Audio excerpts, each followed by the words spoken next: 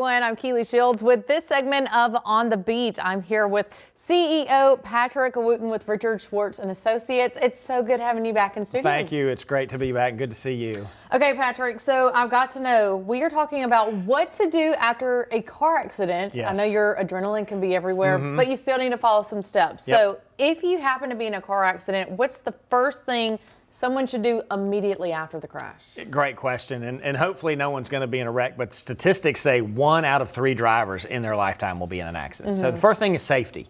Make sure that, if you're in a wreck, immediately try to put your hazard lights on to give warning to other drivers. That's really important because you don't want to have that whole chain reaction accident like we've seen up north with some of these crazy weather where you're getting 95 vehicles in an accident, and then immediately call 911. Okay.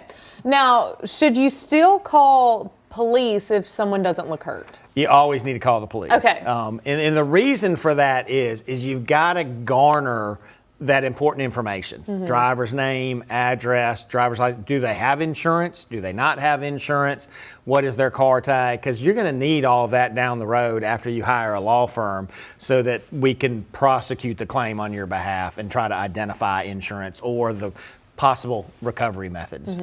And after an accident, is it okay to say, I'm sorry, and can that jeopardize your case? Yeah, it's a great question. And in the South, we want to say that. I'm so sorry I hit you, or I didn't mean.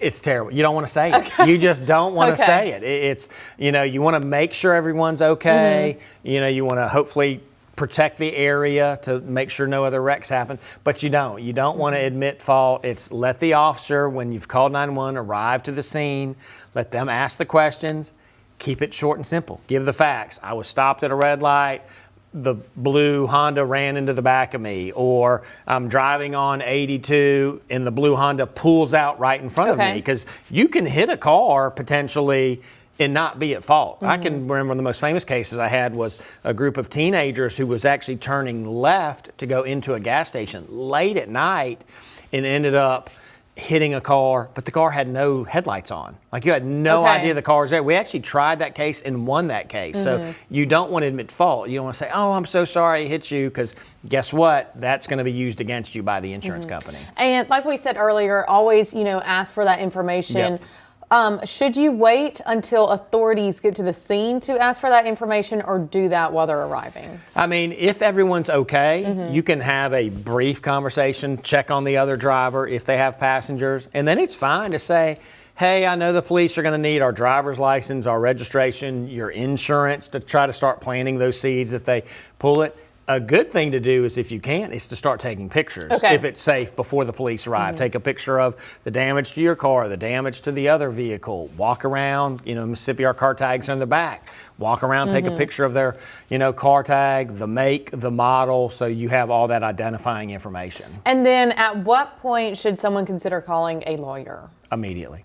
I mean, it really is. It's your adrenaline's flowing like you started with, but the police are there. But you really should let a law firm, let Schwartz and Associates jump on it early, because it allows us to ensure that the insurance company's not trying to get a recorded statement from you or get information from you that could damage your case. And it lets us to be the experts and work through that process of identifying avenues of recovery and getting the treatment you need. All right, thank you so much, Patrick. Guys, for more information, you can see that all on the bottom of your screen. We'll be right back.